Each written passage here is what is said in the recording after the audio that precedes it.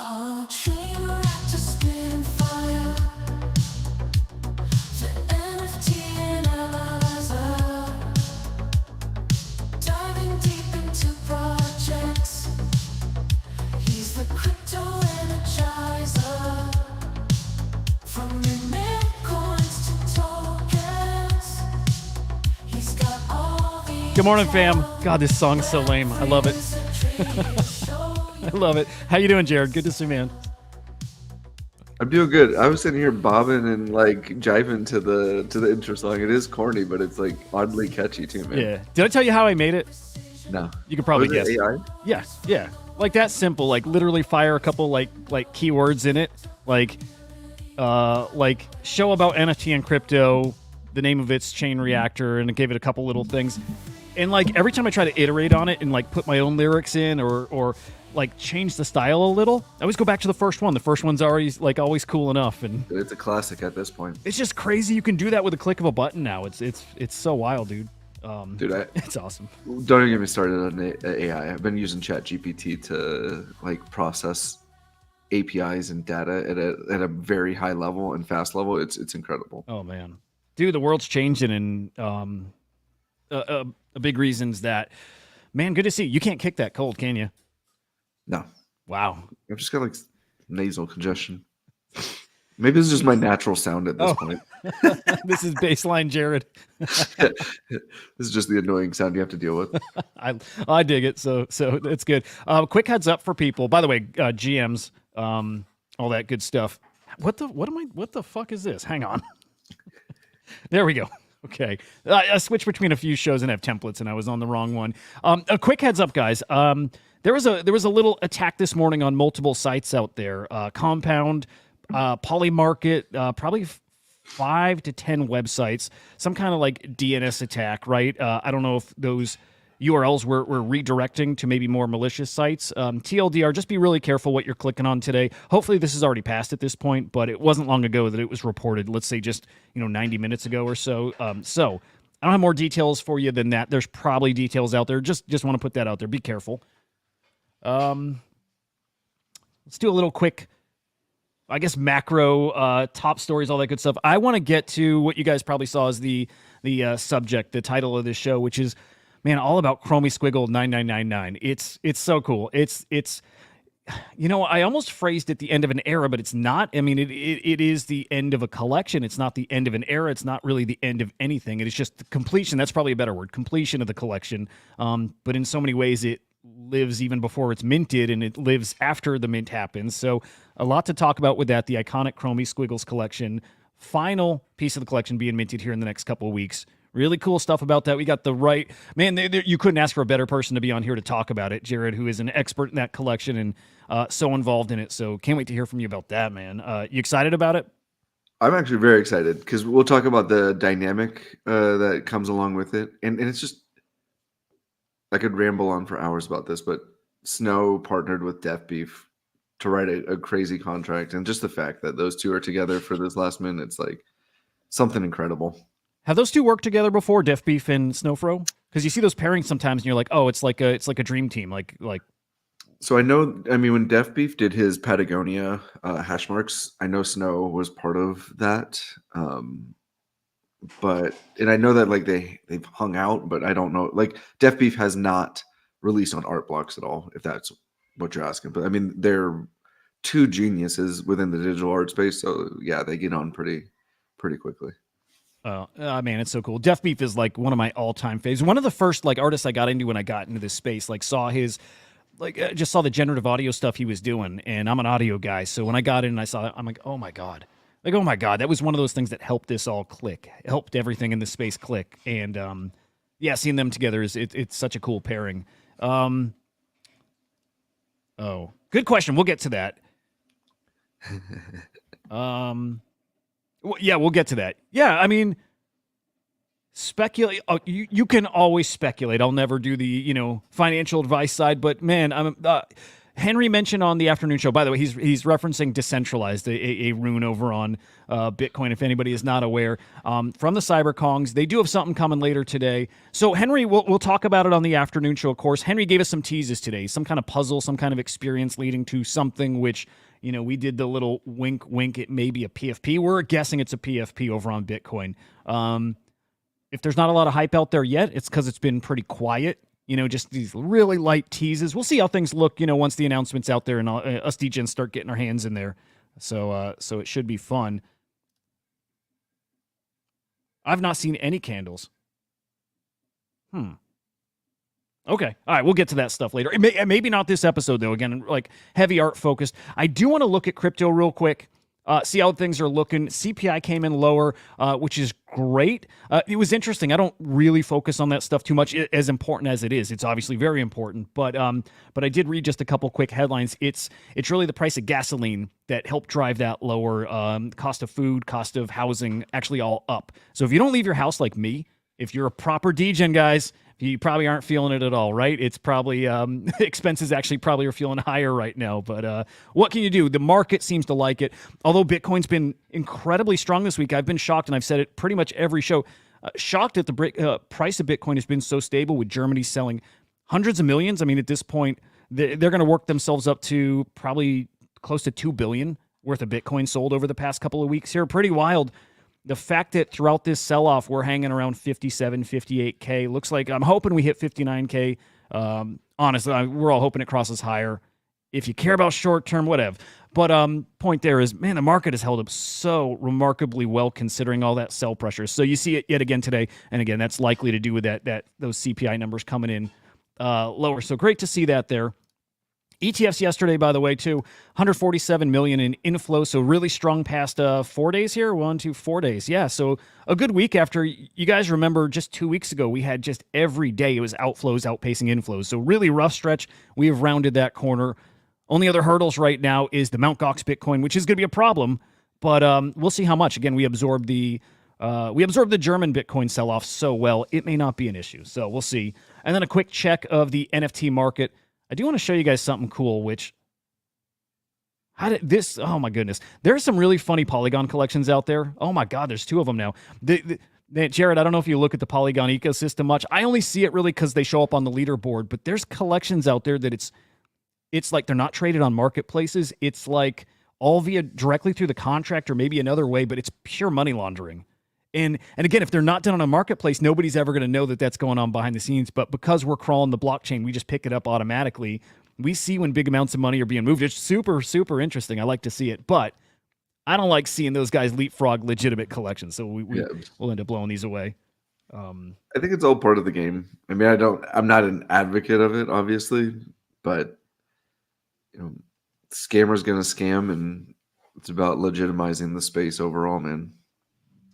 It's a funny way to put it, too, because I feel similar. I love seeing it, actually. What I wish we did, and maybe we could do it at some point. So we built a toggle to hide fungible tokens. So because we track BRC20s, they're traded as NFTs.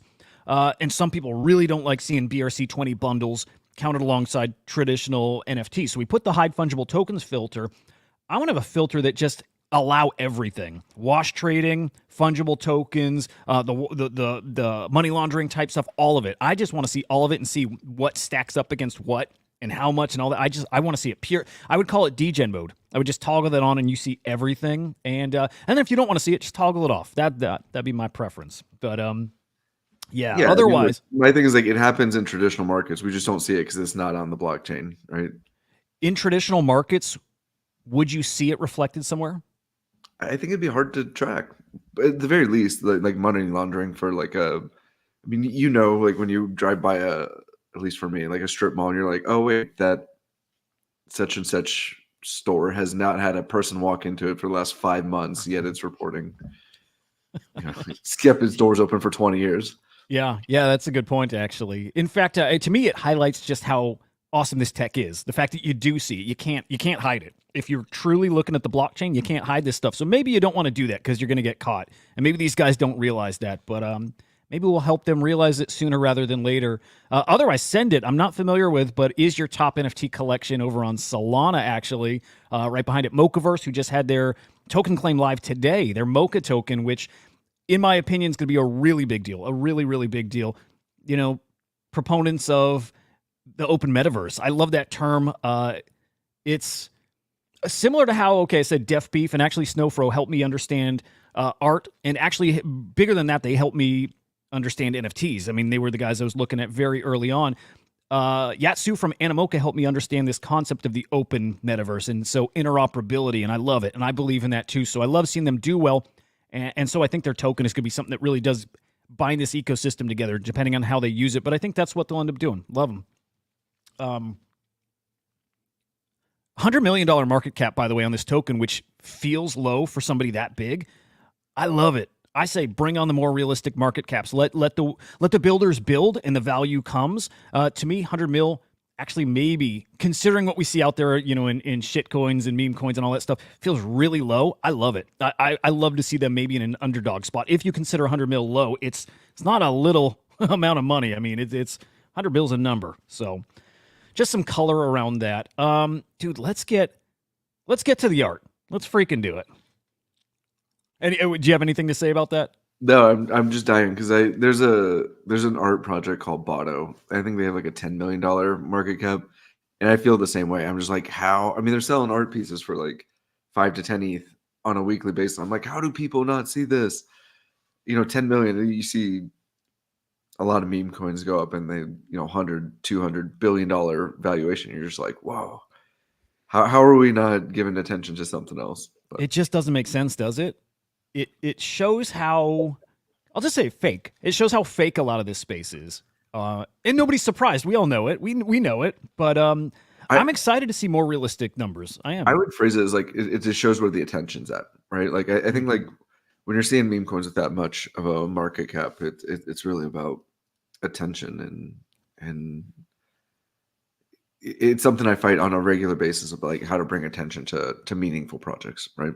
Yeah. Even art. Like we're here to talk about art. Let's how come more people don't know about the Chromie Squiggle? Or when I was in Charleston for a week, how come literally everybody I asked didn't know who Beeple was, despite him being like the biggest thing in our echo chamber? So, to me, it's about expansion, sustainable expansion. Yes, yeah. The Beeple story was one of the wildest things I've heard in a while too. I was shocked by that, and also I like how you framed it as it's a measure of attention. It's a much better way of putting it. I really like that. It's a lot of the space is that. So, all right, let's do Chromie Squiggle number 9999. It's a moment. It's a moment. It's a milestone. It's all that, and it's coming here in the next couple of weeks. I don't know how I want to set this up exactly. Maybe with. I mean, just so there's some context of why this matters so much. When did Chromie Squiggle start? It was November of like 2020. Okay. So for context, the Chromie Squiggle is Project Zero on Artblocks. Artblocks is, I would argue, the predominant art, or at least generative art platform within the ecosystem. And Eric, who also goes by Snowfro, is the creator of Project Zero, known as the Chromie Squiggle. The first day there were 3 projects. His brother DCA did Genesis, and I don't know why it's blanking, but Construction Token was, I'm blanking on the artist, was the 3rd project. So essentially there's 3 projects, first day of release. And while the Construction Token and Genesis had less than 1,000 pieces, Snow actually envisioned this to be a larger collection and a more attractive price point, meaning he wanted it to be a big collection where people because he was, again, I don't know how much history we want to go through, but Snowfro actually claimed zombie punks, right? So he was early into NFTs. He's early into the blockchain. He was running Ethereum nodes for friends. I forget where I heard it, but he had a really cool story about he gave one of his friends' children $100 worth of ETH, but when ETH was like $1 or something, and put it into a smart contract that unlocks when they're 18. Oh, so they wow. Down to the second from their birth date. So he's been in it for a while, and I'll get into why I admire him so much. But the Chromie Squiggle was put up to mint. At the time, it was only 0.035 ETH, which equated to basically $20. He wanted it to be attractive and people to engage with it.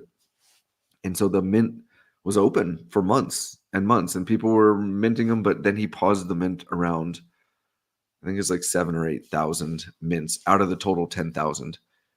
Then comes the bull market, and he's been deliberate with like giving out squiggles or opening it up for certain reasons.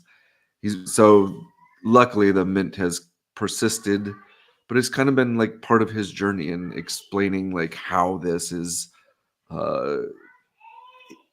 He's been very deliberate with like where they end up, and it's cool that the last one is going to end up in a really renowned institution, and it, in my opinion, it really honors Snow as kind of the a place where it should go, because for context, Cosimo donated a bunch of really great art to LACMA, so this is really kind of just another piece within their ever-growing digital art collection.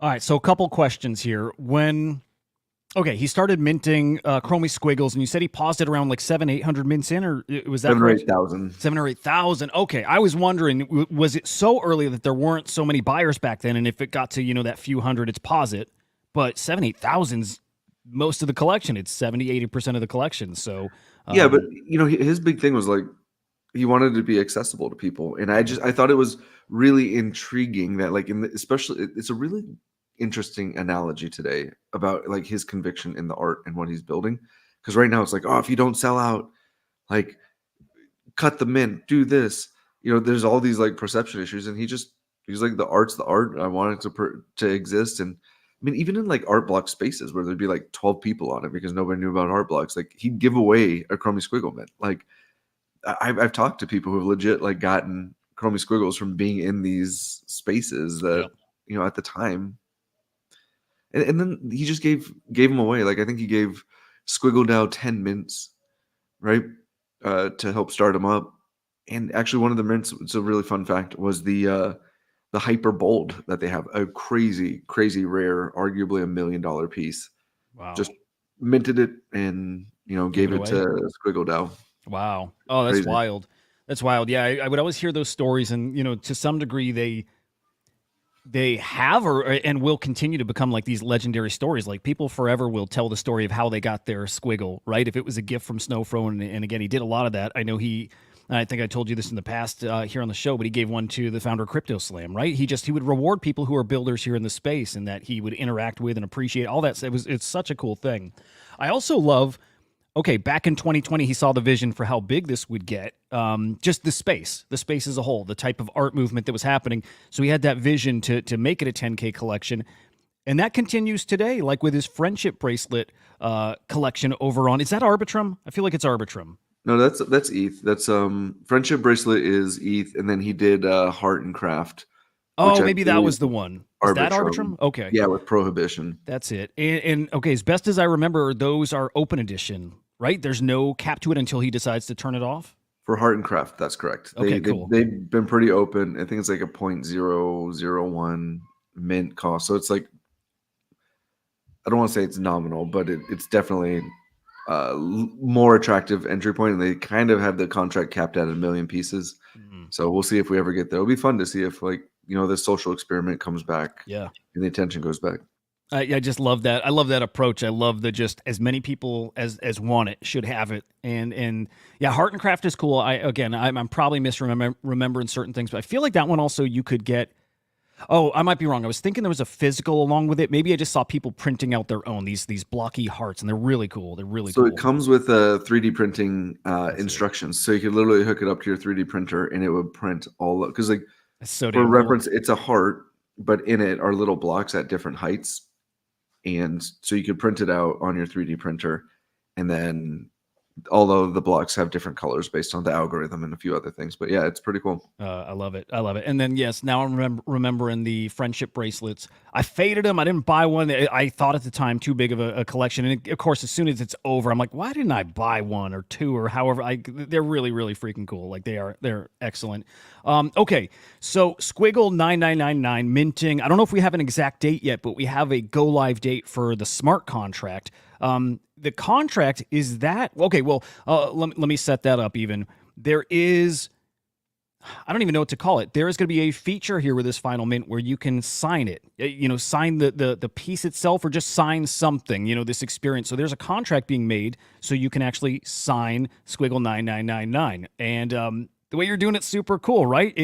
You got to send some ETH to this contract. You're not actually going to spend anything other than your transaction fee to actually send that ETH. It's going to kick it right back to you. I think it's just a way so they don't get spammed by bots and anything like that. So it's a little like kind of security safety feature, but basically you get to be a little part of this experience. You get to say I was here for this moment, which I love. I've always loved the blockchain being used for things like that. I feel like that is maybe why he looped in Death Beef. I'm not sure, because he seems to do things that are in that realm of using the blockchain for just kind of anything, but just to put a stamp on something. And I know Death Beef has worked with is it LACMA or LACMA? Is that how you call it?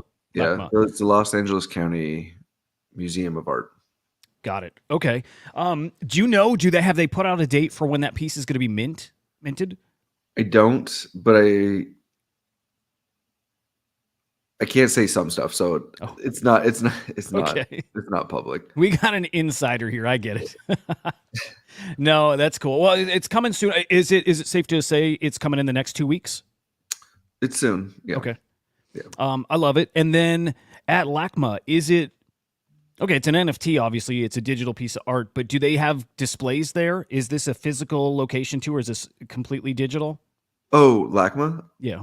LACMA is a amazing museum in Los Angeles. So Okay. it's right outside, like the Brea Tar Pits is like literally right down. So there, and this is the lights that you see up there is one of their more famous installations right wow. outside the front. I mean, I lived in LA for a while. I'd go there every week before I was even in Web3. I mean, they've got Picassos, they've got great modern art. They have these roaming exhibits. So yeah, it's definitely a physical space. It's absolutely stunning. They even have like this really cool thing. They took this like gigantic boulder and like suspended it as part of like just like walking the campus. So it's a really cool thing. Oh, that's wild. Okay, so safe to assume, and maybe it's not even assumed, maybe they've already said it, but Chromie Squiggle 9999 going to be featured in that museum somewhere, someplace? I think it's safe to say it's part of their permanent collection, and how and when it gets displayed, I think will be TBD. Because even like Cosmo's stuff isn't like on permanent display yet, but I think as they're amassing a collection, I could see a future where things like this do exist. Okay, so that's kind of part of the whole experience too. And like I have no exposure to the traditional art world. Like NFTs is what got me even interested in art. So museums that have their own collection, their permanent collection, I think sometimes they feature things. They have things on display that they don't own.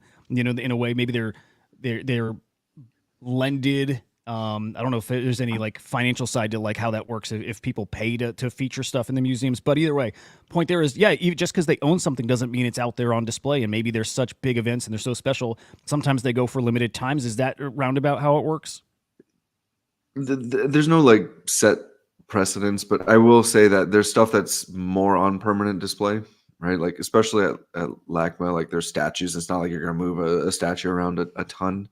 Like the Picassos are obviously a big draw, so like those stay out. So there's stuff that's like permanent display or near permanent display, and then they do have either exhibitions that are temporary, or they have art in the back that they rotate. Like the Broad in LA is a good example. And I actually thought they did a really great job of this. Is like, so they have like a big Coons balloon dog. It's what they're famous for, like the blue one.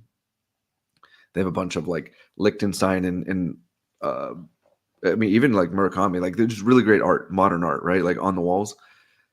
But like as you're exiting, you walk down a stairwell, and in the back, you see their archive, right? So they actually have this like system that pulls out. It has the art hung on there, and you can see curators looking at it, fixing it, meddling with it. Like, so, and even like the Smithsonian, like they only display about 10% of, that's not traditional art, but it's a museum, right? They only display about 10% of like what's in their archive. Now, you don't want to go look at like little bones and like shit that like is pretty boring, but like they have this massive stuff. And I think that that's what keeps people intrigued, is like when you can come back and have a fresh experience. I love it.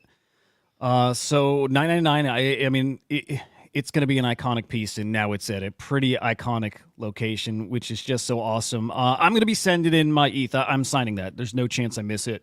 I think one thing to note is he mentioned there's no links. It's just purely a contract engagement, right? okay. You have to go through Etherscan. And I think that's really important to say is, I will say I own squigglemaxi.eth, right? Like, full disclosure, I'm like all in. My bags are oriented this way too.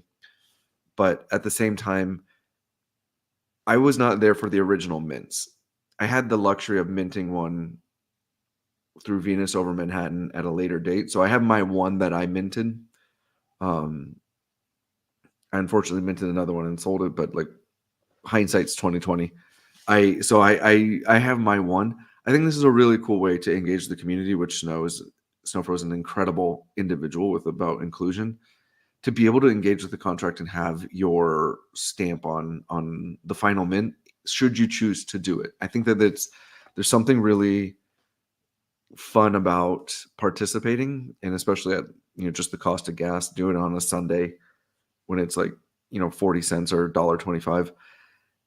I think there's gonna be a really interesting dynamic of like who sends the most ETH. Right? I mean, it's like seriously, he's saying only send 0.0001 or whatever it is, but there's gonna be somebody in there who like sends some stupid amount of ETH. I hadn't even thought of that, dude. Yeah. I didn't think of that, and of course it makes sense. We're in a very interesting space where things are gamified. Anything is gamified, and for everybody has their own reasons for why they would want to be the top. Not donator because you're getting it back, but the top dog. We'll just leave it at that. Sure. But it's going to be interesting because from now till forever, your name is going to be at the top of a list in theory of and attached to this really iconic and probably in the future historic piece. I mean, really, the collection as a whole. But I think people will pay attention to some more noteworthy pieces in the collection. Obviously, number 1 and obviously number 9999, which basically is being turned into an event. So that's really, really cool to think about. Would you be surprised to see somebody send $1 million worth of ETH to it, knowing they're getting it right back, right? I wouldn't be surprised. I think just as a statement, I mean, there's enough. The other thing that most people don't realize is Snowfro's, I said this off camera, he's probably one of, if not the best and most amazing individual within the Web3 space that I've ever met. He's kind, he's genuine. He doesn't look down upon anybody. He's not an elitist. He's very, very, very much a warm-bodied individual. So in being such a great person, in addition to his talents as an artist and a builder, he's surrounded himself with like some really amazing people. I think it's pretty public about some of the people who have, I don't know about who's invested in art blocks, but like Derek Edwards is like a good buddy of his, amongst others. And I think that like when you're around that type of person, like there's going to be a lot of really cool lineage that stacks up behind it. Oh man, that's beautiful. Okay, maybe last question. I will probably have so many more over the next few days though. Do you know over this signing process, can you send a message along with it too, or is it just gonna like log your address? My understanding is it's just logging the address, but I haven't dug into the actual contract. Okay. In full disclosure, I wasn't like privy to like what Snow and Def Beef were building. I got the announcement like everybody else about the signing. So I'm we'll send some stuff over. I'm not going to be the $1 million guy, just for the record. I'll be the 0.001 just to trust but verify the smart contract. Mm-hmm.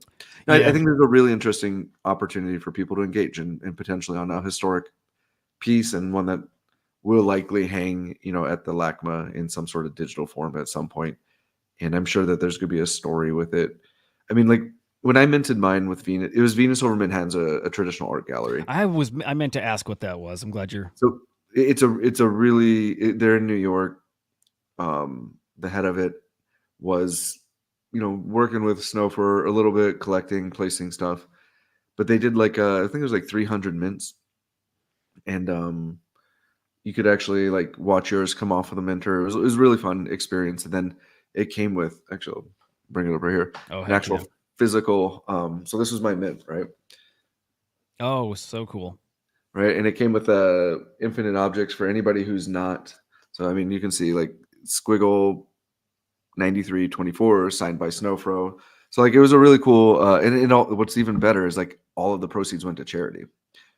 So it's not even like, you know, you pay $6,000 or whatever it is for this thing, and like he runs off into the sunset with 18 million bucks. It was all for charity. So, and then you could go to the physical spot, you could see it. Like there's just it was a bold full spectrum or perfect spectrum got minted in that run. Like it was just like a really fun like experience to be able to be part of the minting after the fact. Really cool experience. I always love I love hearing stories of mints and, you know, proceeds going to charities, and not shocked at all to hear yet another example of that happening in the art space here. It's so fitting. Man, great. I cannot wait. So the 15th is when that contract opens. So that's Monday. Okay. I'm sure, heck, I'll probably do my little signature on stream, because why not?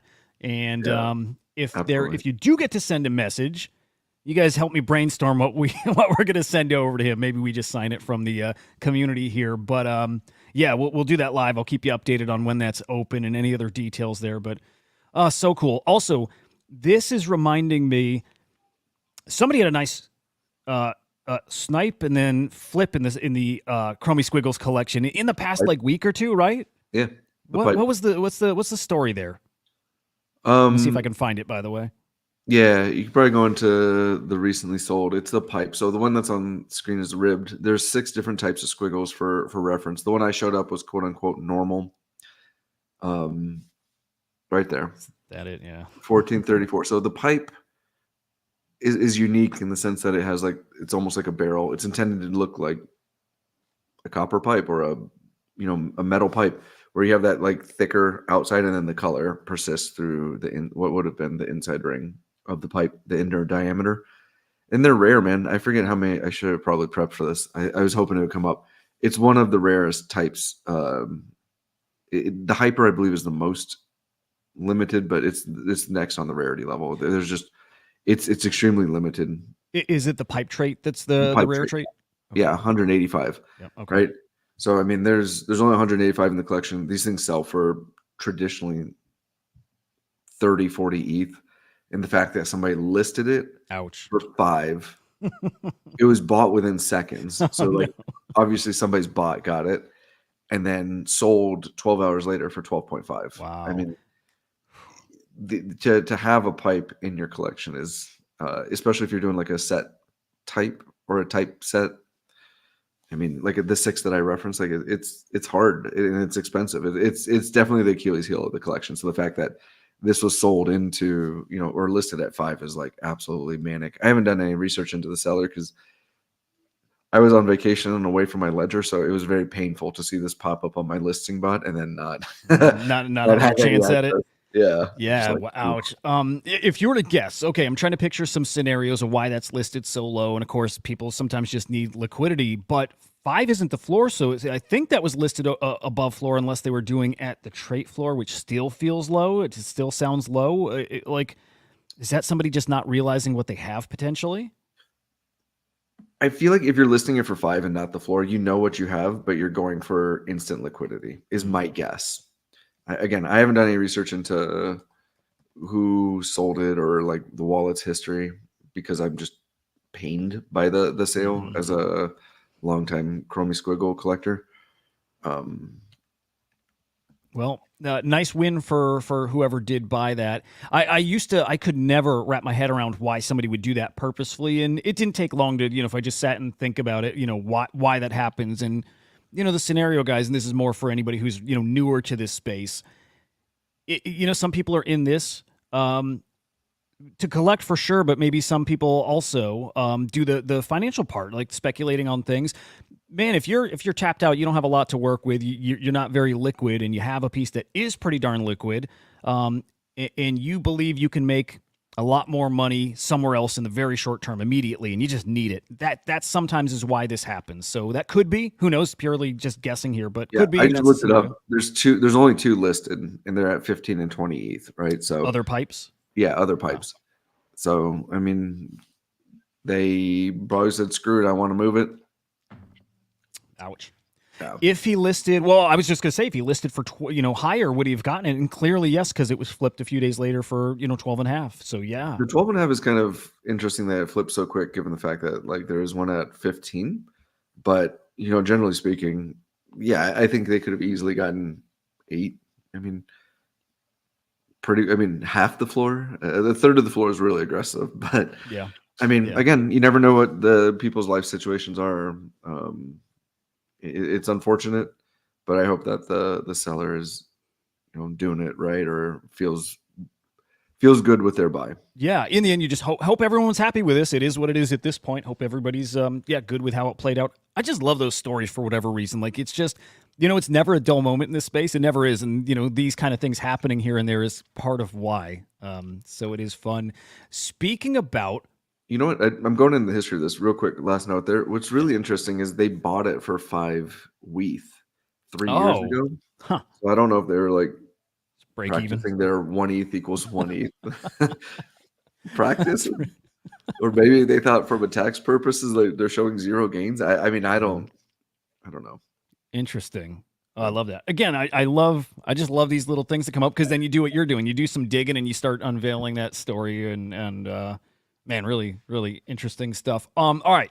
Since we're talking floor prices and maybe a bit of the financial side, I saw an interesting tweet out there. It is something I feel to a degree. Let me put it this way. I don't own a Squiggle. A Squiggle is something I have always wanted and will get at some point. And right now, with the market how it is, I know that a lot of other people are just like me. They want one. Everybody appreciates the grail that it is, the iconic collection that it is. So everybody wants one, and everybody's trying to feel out when's the right time to get in. And so I'm seeing, this is the tweet I saw that again, it hits home. I get it.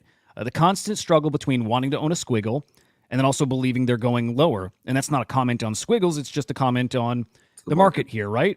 But I'm with him. It's got to happen eventually. I argue, I don't sweat.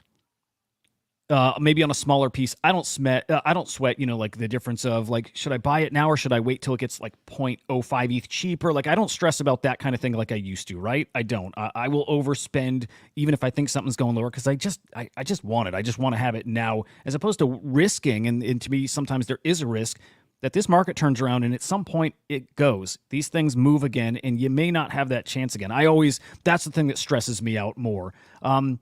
But how do you feel about the market right now, as like the broader macro market, and then more specifically the Chromie Squiggles like ecosystem?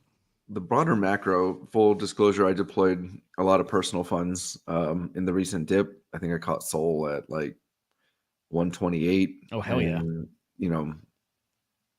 Won't disclose everything that I bought, but I guess, because again, not financial advice. I'll be the one to say that, at least on my behalf.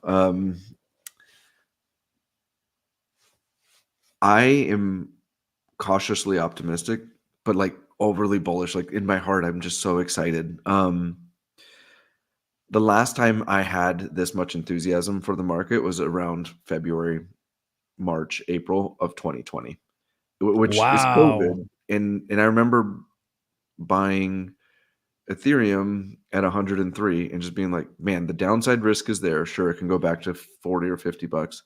But it just came down from 1,500. Like, the upside potential far outweighs the risk to reward, in my opinion, was asymmetric. I feel, my gut tells me we're kind of in a similar scenario where I feel like the downside risk to a lot of the stuff is, and I actually did, it's funny, I was looking at the charts on my iPad and I was like, screw it, I'm just going to buy it. Like, because I was like, what I hope to say, like another 2-3%? Like, this stuff is going to run multiples X, in my opinion. That's what I'm hoping for. So like, why am I freaking out over like a 4% drop or a 5% drop? Like, I don't have to catch the bottom. I'd rather have money in the game. And I think that for me, that's where I deployed again. Like, the dry powder of the dry powder, right? Like the the kids' college tuition just went into Solana. Just joking, but That's probably smart. probably would be smart if I actually took it out of the bank and put it in Solana. Yeah. But I say that because um, I'm really like, and even another data point for me was like, yeah, Germany's dumping Bitcoin, but guess what? It got gobbled up by institutions, right? Like the ETFs offset it pretty quickly. I think people are being very strategic with it. They're building their core positions without moving markets too much. And I like everything's so coiled up. I just believe that I don't know. I'm not smart enough to tell you what it is. I just feel like there's going to be some event, some news that lets everybody exhale, and then the markets start to run. Now, what does that mean for NFTs and art? My hope is that some people take some of those profits and rotate into art products. I think like so coming to a scroll. My hope is that like people will rotate into art, and that we'll be able to onboard some people. Maybe it's like somebody who bought Solana at. I mean, Raul Paul did this, right? He bought Ethereum and Solana at lows, rotated some of it into NFTs before the run up. And I think that if you bought Solana at $8 or $9, like he did publicly, and sold it at 200, like, yeah, getting a couple of nice art pieces, especially if you have a long-term perspective, is probably a good diversification tool, right? I plan on doing it myself. So I think that the rotation comes. My hope is that new people, especially, I mean, I do this because one, I respect the hell out of you, but two, it's like, I want to talk art, right? Like it's about expanding the ecosystem in a sustainable fashion. And if you, a Chromie Squiggle is it's down bad right now, and it's still $10,000, right? Like, so let's That's wild. be Wild. honest. Like it's still a lot of money for a lot of people. But that's why I love that you brought up Heart and Craft. Like for 20, $30, you can go mint a piece and participate. Or, it doesn't have the attention of Chromie Squiggle. So maybe on secondary, you can dig into the metadata and find a piece that resonates with you. And I think for me, allowing people the freedom or the luxury of a little bit of capital gains to be able to rotate into art and whatever that means for them in art is a very big positive for me. I will say that there's a couple test runs. I can't tell if people are smart enough to just be testing the market or if it's just like people are seeing opportunity. But the floor on these art projects are extremely thin. 10,000 pieces in Chromie Squiggles. Oh my gosh, $10,000 for a piece. There's 150 listed. Interesting point. Yeah. That's an insane amount of pieces that like extremely limited amount of pieces. And now you could argue like, oh, there's like, again, I've dug into it. You could argue that there's one holder who has, holds about 10% of the supply. They aren't public about who they are, but they've also never sold. They sold like I think one or two to Kevin Rose after his hack, but by and large, like they're not a seller, right?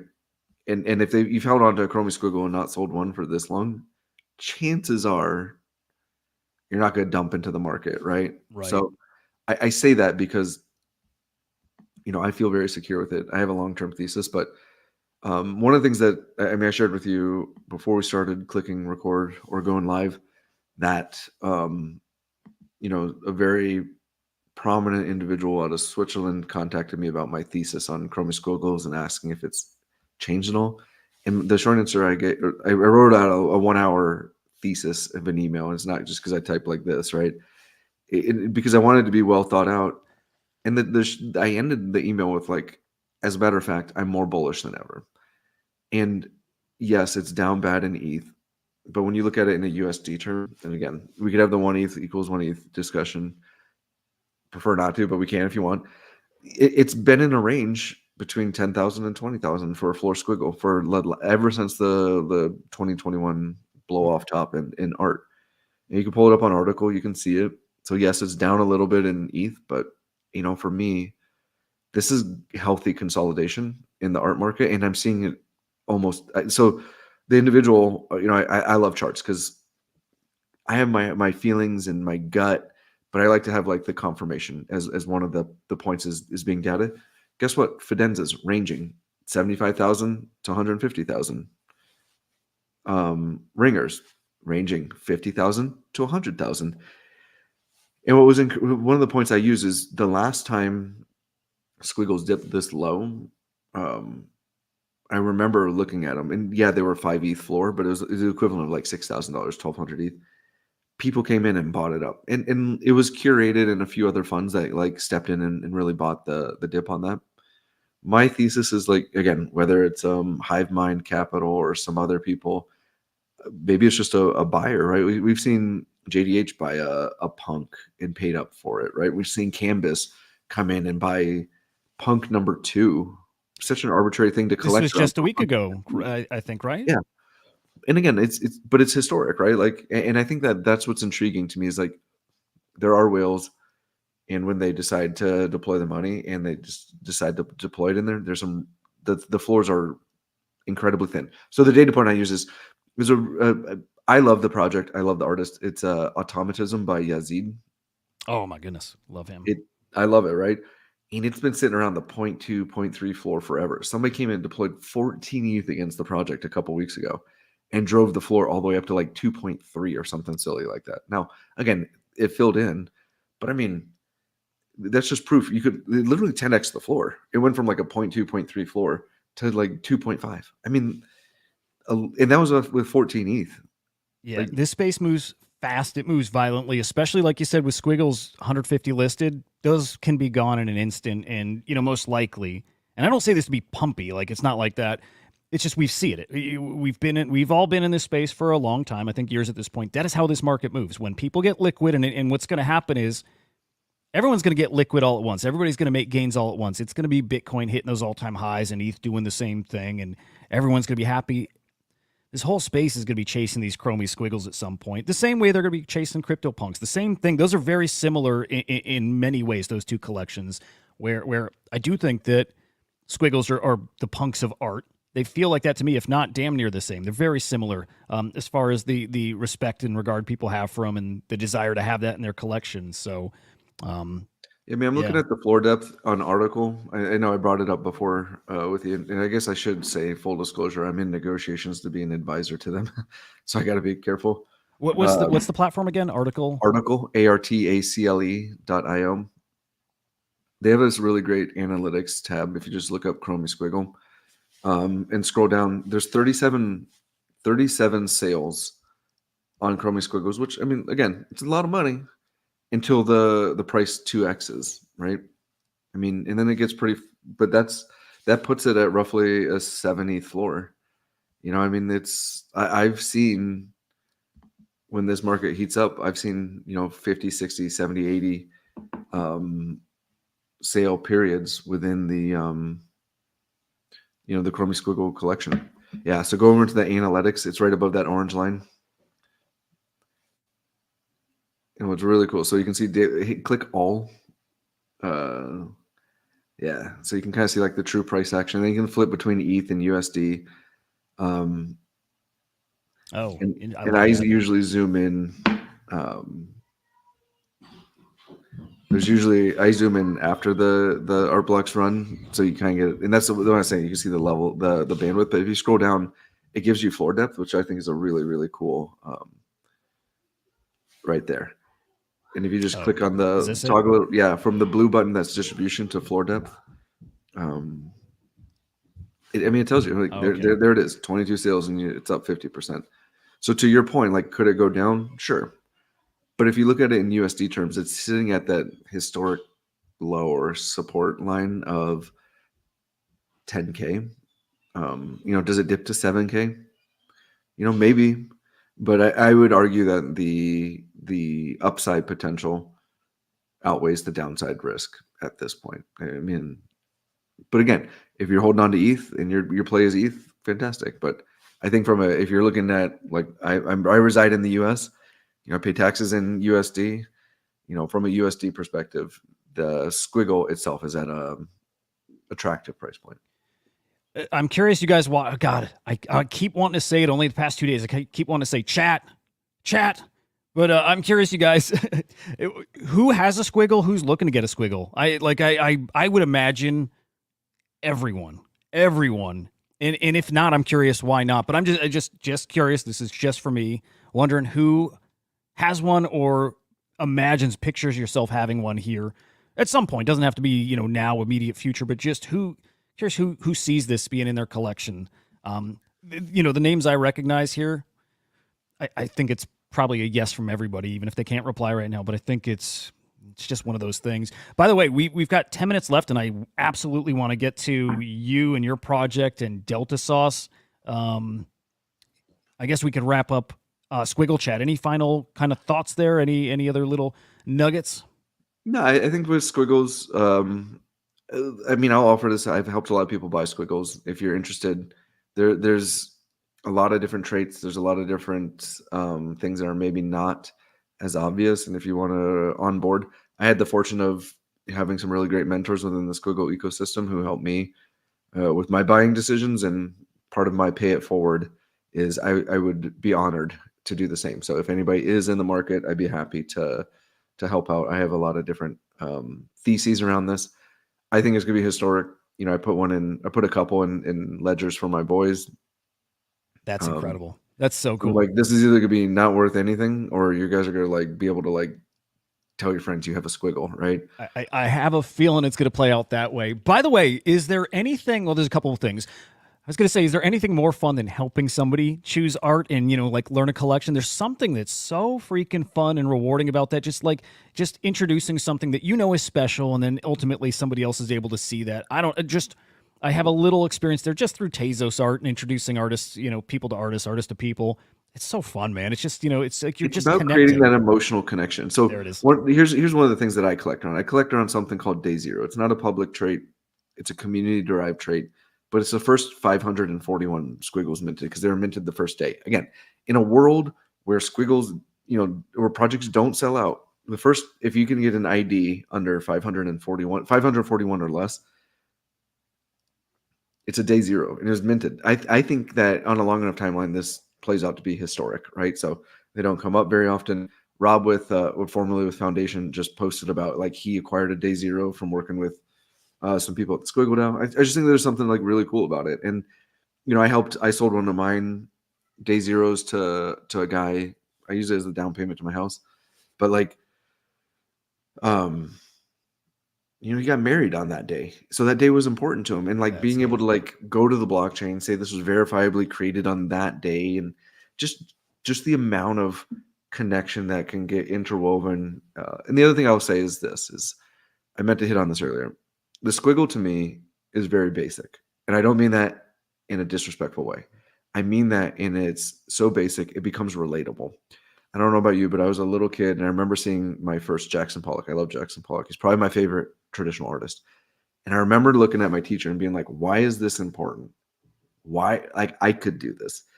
But in that moment, I became so inherently obsessed with art that I went to school to be an engineer. Now I'm fucking back in art, right? Wow. Yeah. But it's those moments, and the Squiggle is something that's easily relatable to me, right? It's so simple, it's engaging. And it's so basic that it's easily identifiable. Yep. It's the logo of Artblocks. It's my PFP, right? People identify with it. It's so simple, but yet each one's distinctly unique based on shape and color. It just gets to be this really, really fun rabbit hole. I'm obviously well in my echo chamber, but it's a fun place, and you can do a lot of fun things around collecting when you have a collection that big. Yeah, and there's something about simple art that it is hard to understand at first. Sometimes it's so simple that you just can't comprehend. How could, like you said, I could do this, right? I don't get it, but it forces you, if you're willing to take that time and put that energy into it. If you unlock why it matters, that's it. And those simple pieces really have this strange ability to draw that out, to actually unlock it for people. Dude, before I bought my first Squiggle, I was like, what is this thing? I mean, I was flipping Azuki and just stacking ETH. And then someone's like, you should divest into art. And I was like, well, and they're like, the Chromie Squiggle. I was like, what? This stupid rainbow thing? And again, once you go down that rabbit hole, it's the one warning I'll give is careful. You never come back. You're forever in that rabbit hole. Red pill, blue pill. You're have to have a moment. But what was the question before? I just keep bringing it back to Squiggles. It was still Squiggles. Oh, and then we got a hit on you and your project in Delta Sauce. So we're going there. So this is one of the pieces that you can see. So he's kind of squeaking it out. Like we aren't official with the name of it yet, but Delta Sauce is an amazing AI artist, in my opinion. I reference him as like the Norman Rockwell of AI generation, which I do think it is. You know, he plays on nostalgia, and again, like the art to me is illustrative, but it's oddly relatable.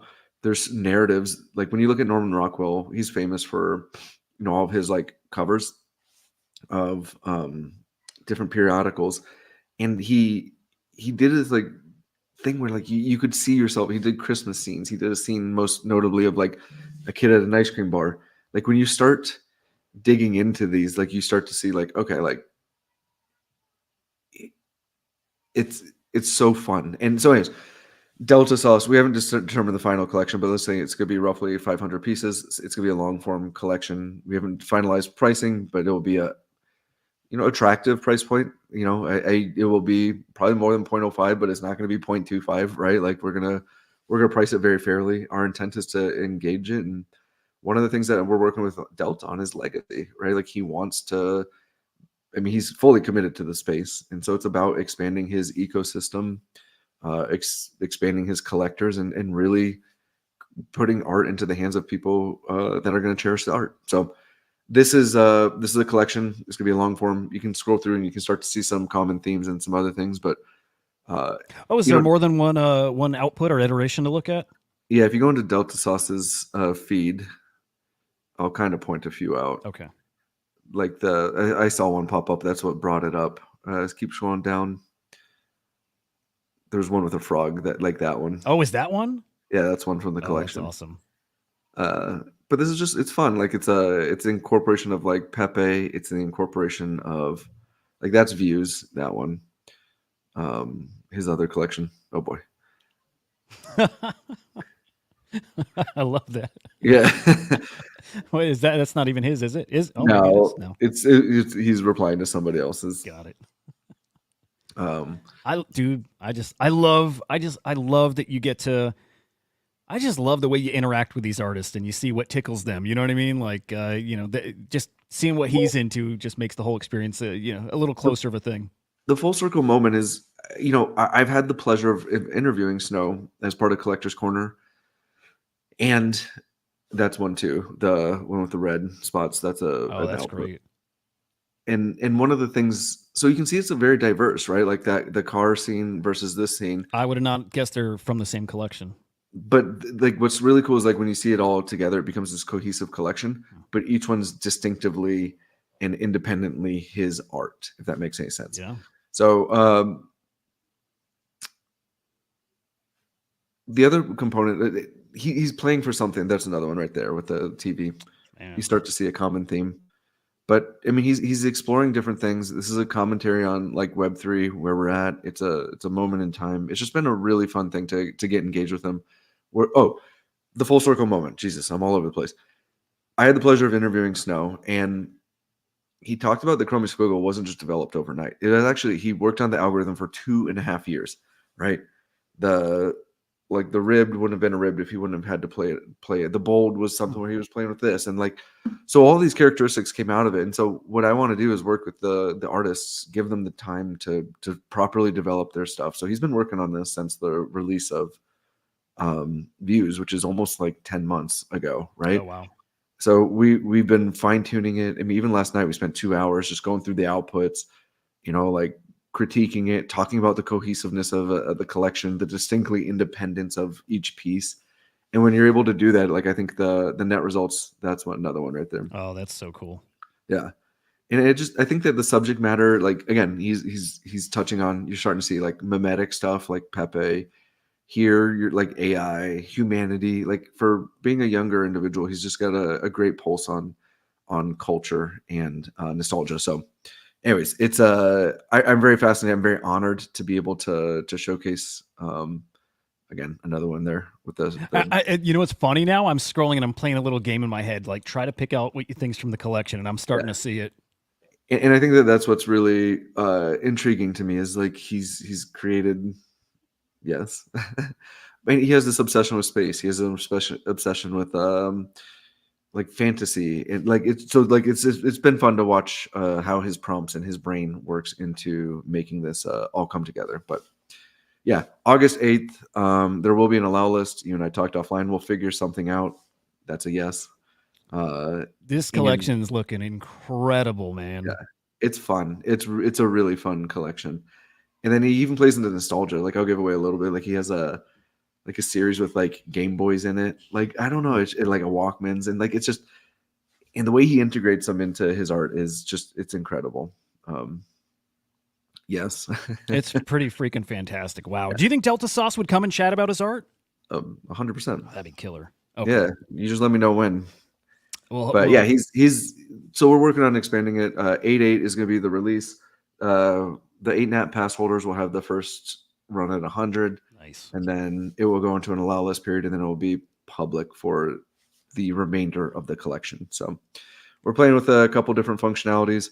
I'm really stoked about this. You know, I'm really excited because, you know, his views once it went public on Braindrops sold out in 2 minutes. So he just has this incredible way of bringing dope art. And I guess anybody could click on Midjourney and do this, but like his composition is in the way he prompts. Because I've been asking him behind the scenes, I'm like, how the fuck did you get this little detail to show up, right? And it's incredible to get to connect with artists. And we're doing some fun things. I guess I'll share one little bit of alpha. Is there's gonna be like, I think 20 pieces in the collection that are special. I won't say how yet, but Okay. you know, and again, they're going to have some long-term functionality for connecting with Delta and his art in a meaningful fashion. So we're trying to integrate all that. And that being said, I know it's VCon in LA from 8/9 to 8/11. We're going to be there also. Oh, wow. I don't think I've publicly said it, but you know, on that Saturday, we're going to have an ice cream truck outside the VCon and another location that is not public yet. And so if you're intrigued, you want to meet Delta, we're going to have a really fun giveaway for physical stuff, and you want to get it signed and talk to him. We'll be giving away free ice cream and, you know, free giveaways, so to speak, that play on nostalgia. And we're going to really try to hammer home this concept of connecting with artists in a meaningful fashion and bringing the physical and digital into the same place. So really excited to share more details about that as it comes out. Man, can't wait to hear it. It sounds incredible. Jared, like always, man, thank you for coming on and chatting and sharing your thoughts on everything we hit today. Chromie Squiggles, Delta Sauce, the market. I look forward to Thursdays, man. It's a blast. Let me put up for you guys. Ba-boom. All right, guys, make sure you're following Jared. He's just an awesome dude. Again, just if you're into art or if you're curious about art, you got to be following Jared. This is the man I kind of am going to at this point for helping me think through some of this stuff and learn about what's coming, learn about, I guess, the art process, the whole thing. So make sure you're following Jared. It's Jared_POZ. Pause. There we go. And then, guys, of course, make sure you're following SlamX here on X. That's for all of our SlamX content. Some really, really cool shit coming next week, guys. Really excited to show you that. So definitely make sure you're following along there. Excuse me. And then, of course, SlamX Official over on YouTube. Guys, great seeing you. We'll see you this afternoon, 4:30 p.m. Eastern time on the afternoon show with Henry and Joe. Better believe we'll be talking about the CyberKongs, decentralized, Prometheans, whatever's coming there. It's going to be a good time. So we'll see you in a few hours, fam. We'll see you. Thank you, as always. Appreciate you. Appreciate you, man.